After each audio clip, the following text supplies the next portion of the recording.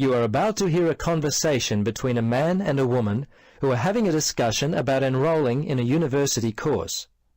First, you have some time to look at questions 1 to 7.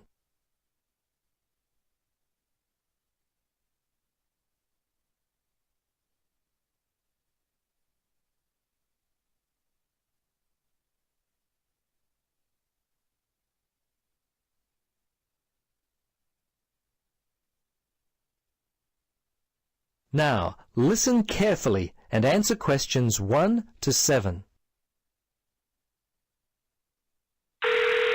Registrar's office, this is Pam. Yes, hello. I'm calling about enrolling to study at the university. This is the right number? Yes, this is Mitchford University admissions. What would you like to know? Well, basically I need to know what I have to do to be enrolled as a student. You see, I'm currently studying education at another school. I've just finished my first year, but I'm not really enjoying it. I think I'm more interested in accounting. My dad teaches maths, so I thought it might be a good choice. Well, better than business anyway. Okay. Have you received a registration pack? No? How can I get one of those? Well, you've got to have one to register. You can enroll at the university at any time after you receive a registration pack. These are usually available from September for first-year and transferring students, and from November for returning students. On the basis of the information contained in the registration pack, you should attempt to make a firm choice about which courses to study before completing your form. I see. So I've only got a month to get my registration pack in. Can you send me one? Sure. If you are close to a high school, the registration pack and university prospectus are available from the Careers Advisor. Would that be helpful? Well, the closest school's too far away and I haven't got a car. Are there any other ways you can send it to me? Well, for prospective students who have already left school, the registration pack and prospectus are available from the university information line. But that might not be of help for you? No, not really. I'll tell you what. Why don't you give me your contact details and I'll send a pack out to you. At least that would be a start. Okay, sounds good. Right. Firstly, what's your name? Richard Dreyfus. That's Dreyfus.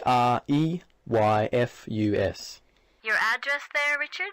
Unit 12, 15 Sportsman Avenue. That's Sportsman, Mermaid Beach. 4554. And your telephone? Yes, I won't give you my home. Mobile's best. 0414. Hang on a minute, I don't call myself usually. I think it's 0414 658 339. Yes, that's it. Okay, now, do you have email? Yes, I do. It's Dreyfus, my last name, at igo. That's IGO.com. All lowercase letters, of course. Before you listen to the rest of the conversation, you have some time to look at questions 8 to 10.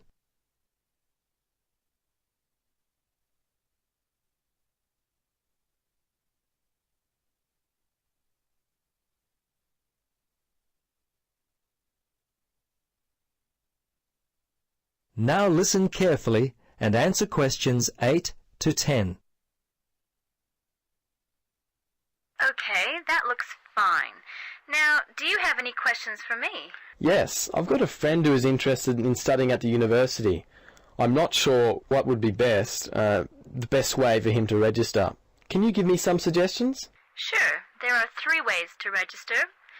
Option 1 is telephone registration. Before you telephone, fill out the registration form included in your pack. This will ensure you have all the information that you require. The number is in your registration packet. Don't forget to hold on to a copy of your registration form for future reference. Yep, okay. Option 2 is registration by post. All you have to do there is complete the relevant sections of the registration form and post the completed form together with all documentation required in the envelope provided. All right. The third way is to simply come in. Visit the Student Information Center in the Information Services building, and your friend will receive personal assistance on how to complete his forms. Thanks very much. You've been most helpful.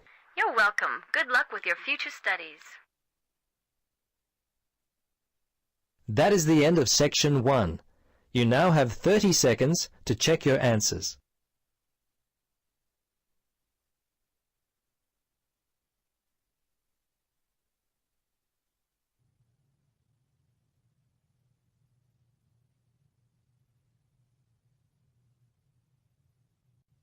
Now turn to Section 2. Section 2. You'll hear someone talking to a group of university students. First, you have some time to look at questions 11 to 17.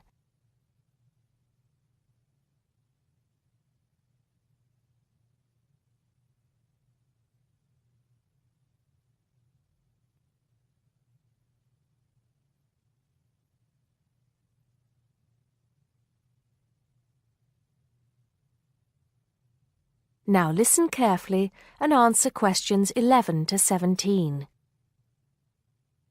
Good morning, everybody, and welcome to Upton University. I hope you are settling in and beginning to find your way around. I know how confusing it can be when you start life at university, and that's why we have Freshers Week to help you find your feet. Before I go any further, I should perhaps introduce myself. My name is Sally Jackson, and I am the Secretary of the Students' Union, which has organized this week of events for you. You will usually find me in the office on the first floor of this building when I'm not attending lectures. Anyway, down to business. Of course, there are a few things that you are obliged to get done during your first week here. But once you've opened a bank account, if you haven't got one already, seen your director of studies to discuss which courses you are going to take, and signed up with a doctor, there will be plenty of time left to enjoy the events we have arranged for the week. And have we got a lot lined up for you? Throughout the week from Monday to Friday, every morning starting at 10 a.m., there will be orientation and welfare events. These will include tours of the campus, which, as you have probably noticed, is the size of a small town with 9,000 residential students, as well as sessions on developing study skills. We also have tours of Upton itself arranged for you, with a bus leaving from outside this building every afternoon at 5 o'clock. There are a number of interesting things to do and see in and around Upton, so you can expect visits to the castle and museum as well as the popular Ghost Walk. You'll need to sign up for this one, as numbers are limited. Just put your name on the list on the notice board in the entrance lobby. An important event is scheduled for Monday, that's the day after tomorrow, when we will be holding the academic fair. This is an opportunity for you to speak to students and academic staff about the courses that are on offer. The academic fair starts at 1 o'clock, by the way. There are a couple of other fairs that I think will interest you. First of all, we have the Societies Fair on Tuesday the 16th, which I think is an absolute must. You might not believe it, but the university has over 150 societies and sports clubs you can sign up for, so you are sure to find something of interest to you. That also starts at 1 o'clock, and it will be here in the Union Building. Also in this building is the Trade Fair on Wednesday from 2 until 5 in the afternoon. This one might sound a bit strange because you will find a load of banks and other businesses here trying to get your custom. You will find plenty of bargains and, best of all, a lot of the businesses give away stuff for free. Before you hear the rest of the talk, you have some time to look at questions 18 to 20.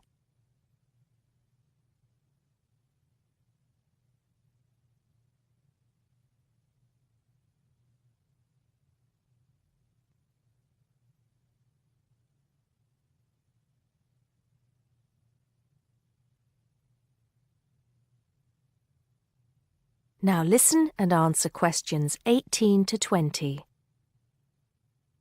We've also got a great entertainment program lined up for you, starting tonight with our welcoming party. We have a top band lined up for your entertainment, but I'm not allowed to say who they are. All I can say is that I am sure you will not be disappointed. So come along to Blackmore Hall at 9 o'clock this evening to get your university experience off to a flying start. Just one point. I'm afraid this event is limited to freshers only. Because of space restrictions, you can't bring a friend tonight. Sorry about that. There's more fun and games on Monday in the Cotswold Theater here on campus.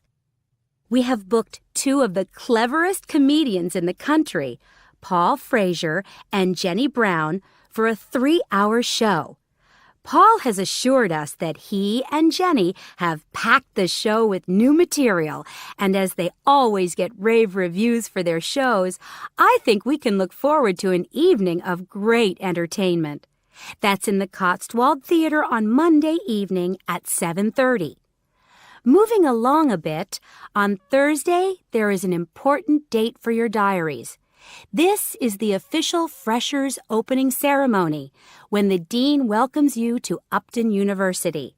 So remember, Thursday the 18th from 2:30 to 3:30 in Blackmore Hall. You certainly should go to this one, and by the way, light refreshments will be available. At the end of the week, on Saturday, you have the chance to dress up in your smartest evening wear for the official Freshers' Ball. Actually, although it's called a ball, it is quite a relaxed affair, so we are more than happy if you turn up wearing jeans and a t-shirt. The important thing is to relax and enjoy yourselves. Time and place are the same as for this evening's party. Blackmore Hall from 9 in the evening to 3 o'clock in the morning. Right.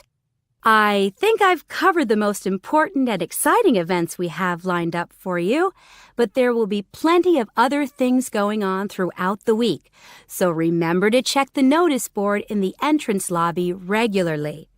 Enjoy the rest of the day, and I look forward to meeting as many of you as possible this evening at the welcoming party. That is the end of Section 2. You now have half a minute to check your answers.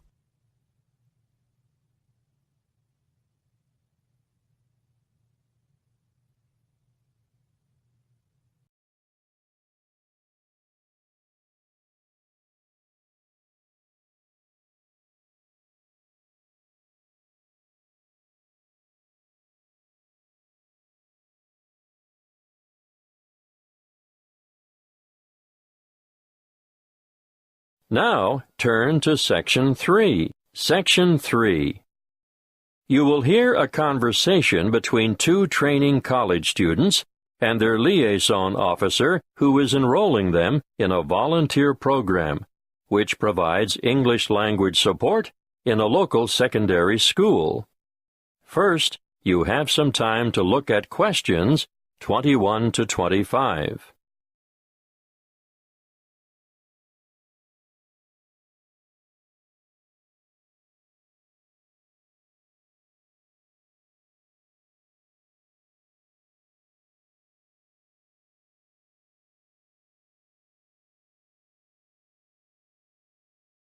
Listen carefully and answer questions 21 to 25.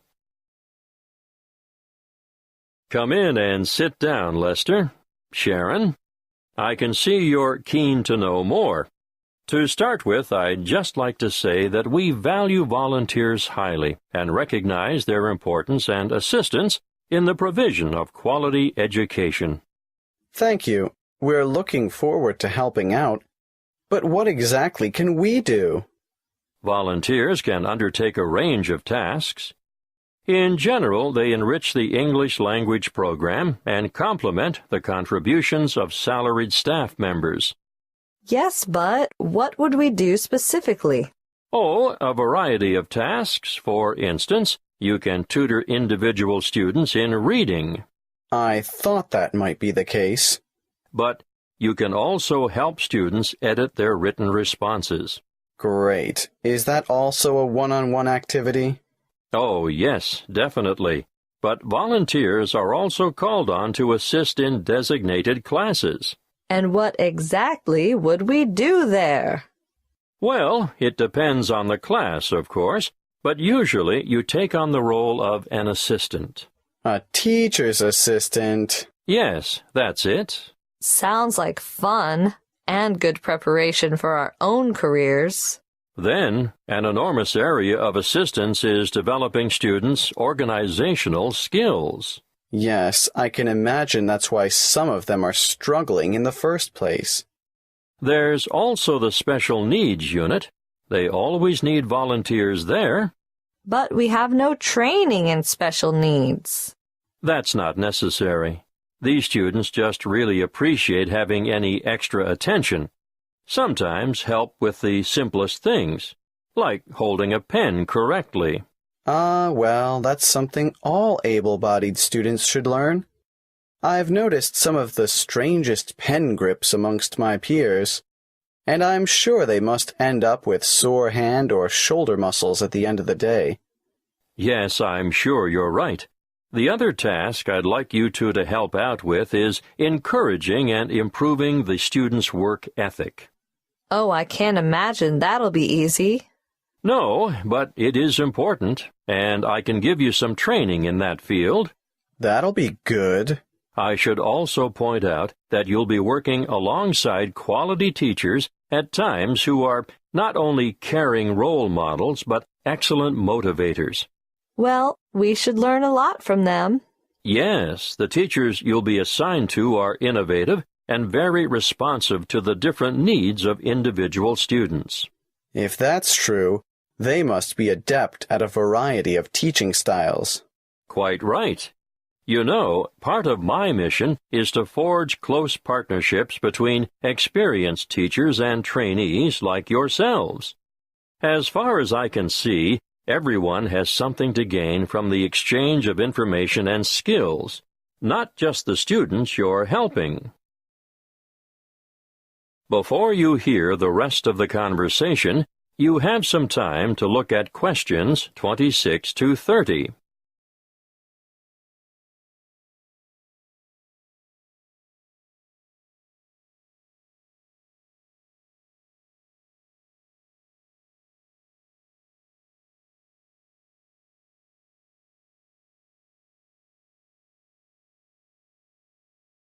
Now listen and answer questions 26 to 30. There are a number of interesting developments going on at the moment, and I've chosen you two because of your varied academic backgrounds. Now you, Sharon. I majored in business studies before I came to Teachers Training College. Yes, exactly. Well, I've always been more interested in science, marine biology in particular. Yes, I think it's quite exciting. The school you're going to assist at is augmenting the number of vocational learning experiences offered within its subjects. Educational philosophy these days seems to recognize the importance of increasing practical components in the curriculum. Areas of development being pursued include building and construction, agriculture, business education, and hospitality. But the Marine Studies course is already well developed. Oh, now I see where we fit in. You'll find that the school has an excellent library and audio-visual collection. There are 3 computer laboratories and a special needs network with 6 stations. Ah, they are well equipped. Wait till you see their independent learning center. What's so special about their ILC? They have the most sophisticated self-learning software I've ever seen in this region of the country. Really? Uh-huh. And there's a wide number of extracurricular activities, an extensive sporting program. Oh, sport? Not my thing at all. Well, no, maybe not. But they also promote students' participation in different scholastic competitions. I'm impressed. I think we're going to enjoy this. That is the end of Section 3. You now have half a minute to check your answers.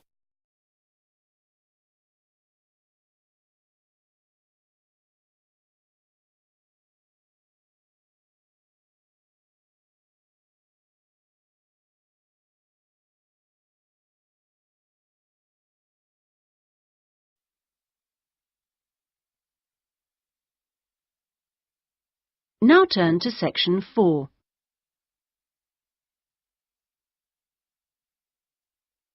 Section 4.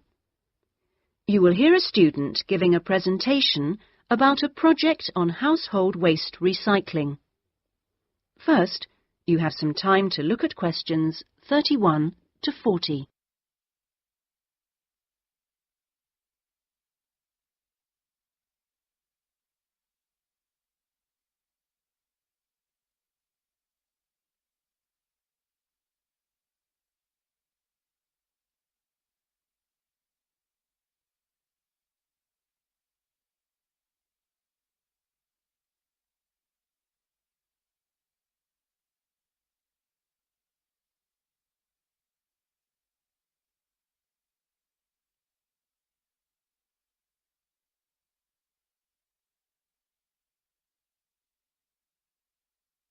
Now listen carefully and answer questions 31 to 40.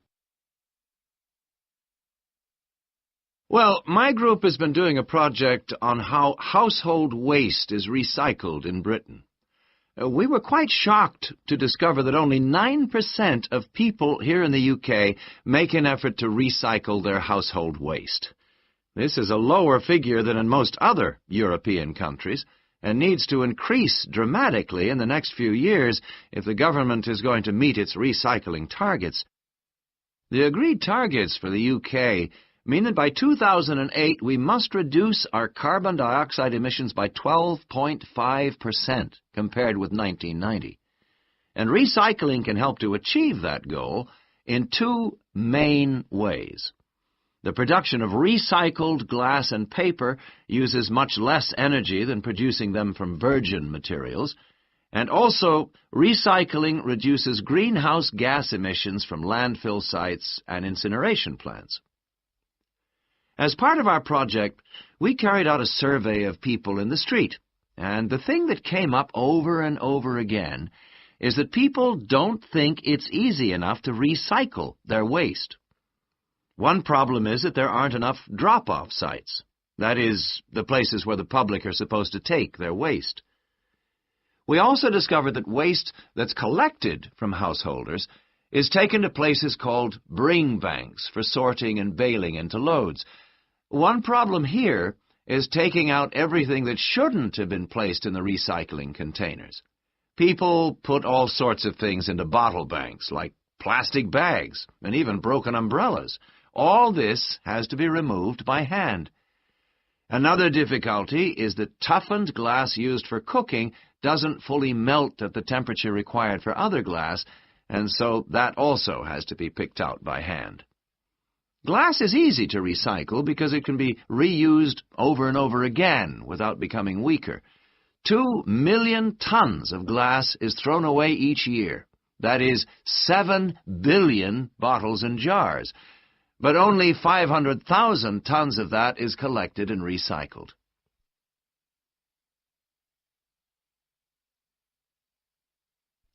Oddly enough, half the glass that's collected is green, and a lot of that is imported, so more green glass is recycled than the UK needs. As a result, new uses are being developed for recycled glass, particularly green glass. For example, in fiberglass manufacture and water filtration.